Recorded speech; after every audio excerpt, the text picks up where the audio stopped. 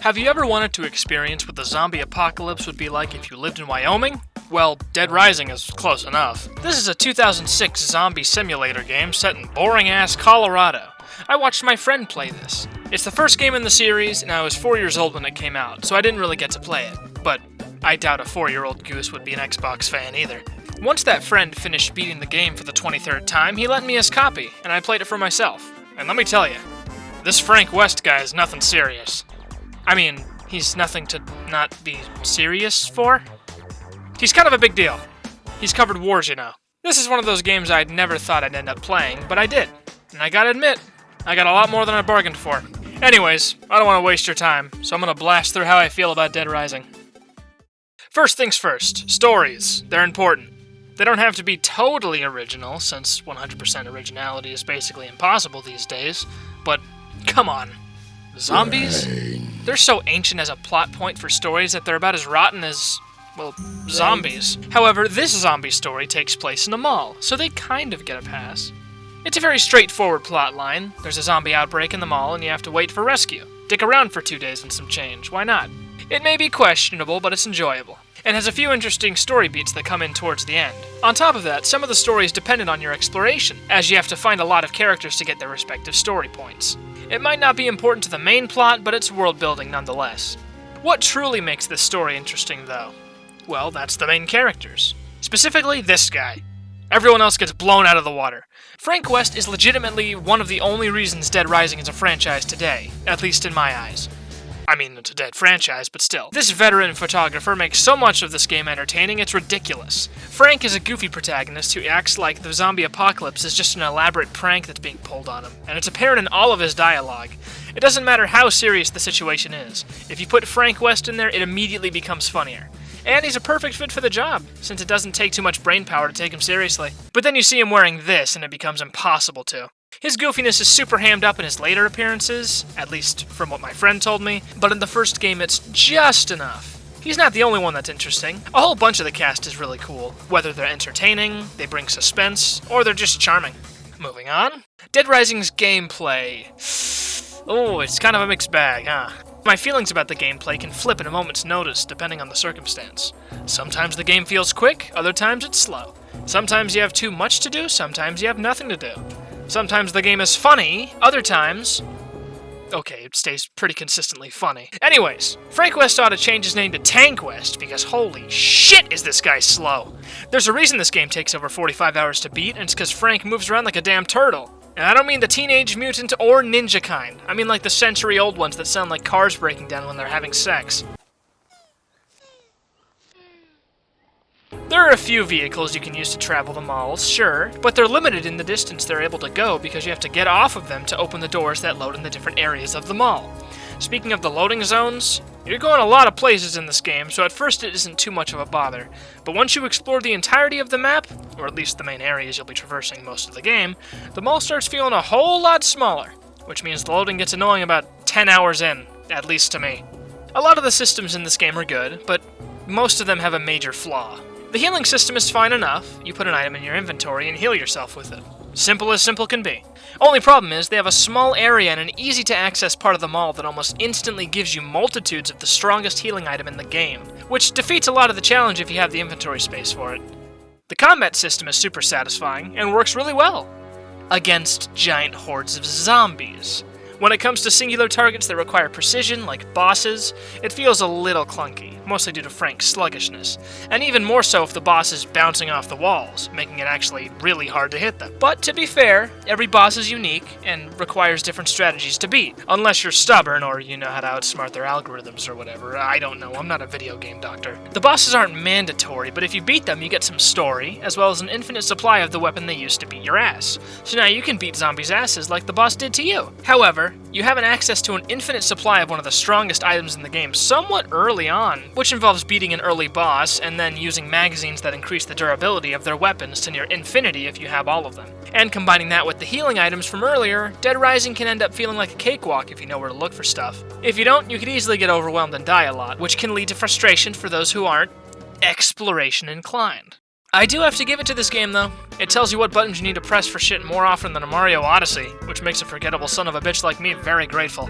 There's little room for confusion, so if you screw up, don't go blaming the controls. They're literally on the screen constantly. Speaking of comparing games to other games, Persona 5. What do these two games have in common? Probably not a lot.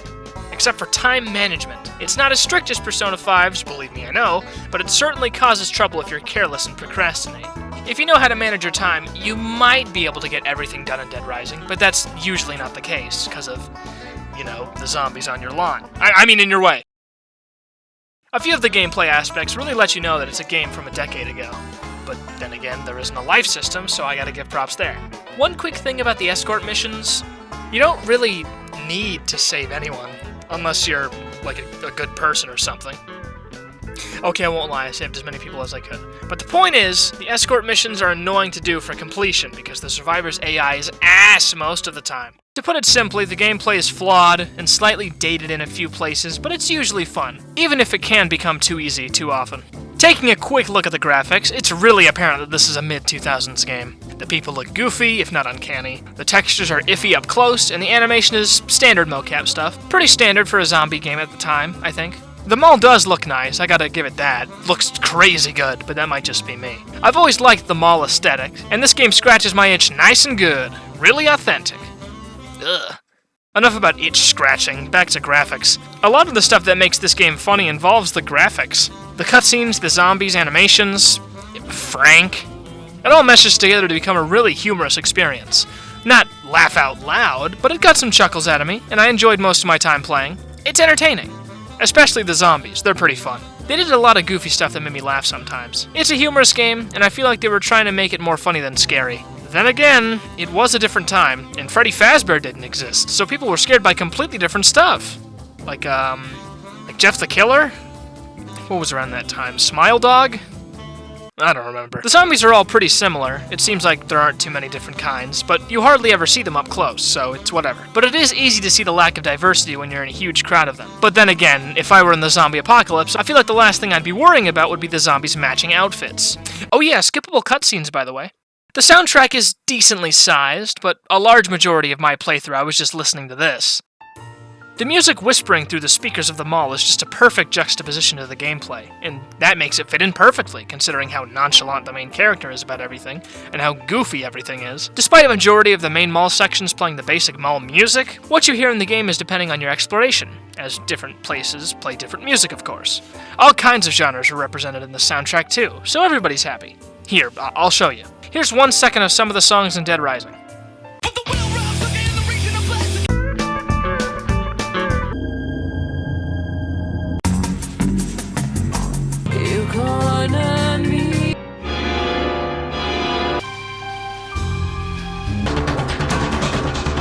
There's a dark side to this. Despite the massive group of genres in the OST, none of it feels out of place, whether that's because the game is all over the place, just like the music, or it's just a goofy enough game to make it work. The music of the game drastically changes the mood of the scenarios you're put in. What would normally be a terrifying or tense scenario is turned into a lighthearted and goofy one thanks to the music. But the game can definitely get a little spooky when it wants to, which definitely caught me off guard once or twice when I was playing it. What was that? What? You want me to talk about the multiplayer? You're funny.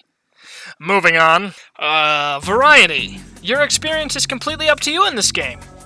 What? Why are you looking at me like that? What do you mean your experience is up to you in every game? That's not the case. Here, let me give an example. In Mario, you always have to go through the pipe, stomp at a Goomba, get at a coin, and kill at a Bowser. But if Mario was like Dead Rising, you could just ditch Bowser and kill Peach or whatever, I don't know. But for real, this game's got some different endings, and who lives and who dies is completely up to you, since the people at the mall make Frank their errand boy, running around for every little thing that happens. Or you could just ignore most of them. You do what you want, and that's that. And I like that. Multiple endings are always cool to me. It gives more incentive to play the game and find the other endings. But enough of that. Time for my favorite moment. Steven. This is my store! He's the best one in my book. Hands down. Just look at him. Look at him! I don't allow vandalism in my store! He's goofy, he's novel, he's funny, and he never stops screaming. 'Cause customers. Have a nice day. Clean up! Register 6! And his weapon of choice? Look at his pimped out ride! He's just great. He's my second favorite character by far. Only behind Frank himself, because holy cannoli, this guy is swag! He hardly cares that the zombie apocalypse is upon us, and I am all here for that energy. It's also just fun to kill zombies.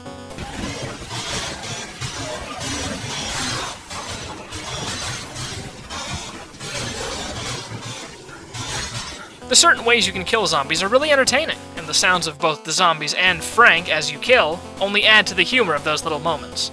Humor can also come from how you kill zombies, due to the ridiculous diversity of available weapons. Frank basically grabs whatever is nearby and uses it against his undead underminers. Whether it be by chainsaw, hockey puck, bowling ball, minivan, shopping cart, machine guns, shampoo bottles, bass guitars, even stuffed bears. Sounds like I'm singing hardware store. You can even find a Mega Buster that shoots yellow foam balls. It's adorable. So, to top it all off, how do I feel about Dead Rising? Well, it shows its age for sure. The gameplay mechanics can be easily abused, the combat system can feel unintuitive at times, bosses can occasionally be frustrating, the story is iffy, the graphics have aged like milk, and it can get a little bit repetitive. But I'm not heartless. I had a lot of fun. The gameplay is satisfying most of the time, the story is iffy, but funny. The soundtrack has a lot of variety, and it's just also good. It's flawed, but really fun. I gotta give Dead Rising a 6 out of 10. Anyways, that's all I had to say about Dead Rising. I played this game to completion with the friend that lent me this and my brother on his channel, Frappe-chan, where we do a Let's Play thing. I'll link the Dead Rising playlist in the description so you can check it out, but here's a few funny moments from that playthrough. What this bitch said when she came to that... Oh no, she didn't! That stupid bitch! Carly was a dead man. Are you serious? There's the cheese. That is the worst thing ever. Clean up! That's what you see after, vagina! That's what you see after he climaxes. Well, that's all from me. My name is Goose. I thank you very much for watching, and, I don't know, I usually have a quip to say here. Subscribe. Now go away.